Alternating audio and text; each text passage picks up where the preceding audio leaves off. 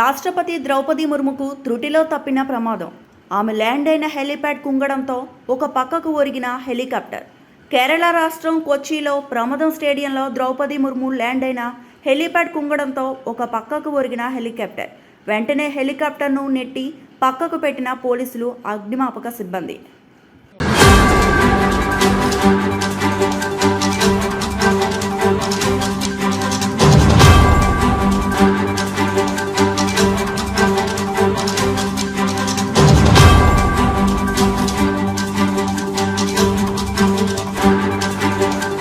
రాష్ట్రపతి ద్రౌపది ముర్ముకు త్రుటిలో తప్పిన ప్రమాదం.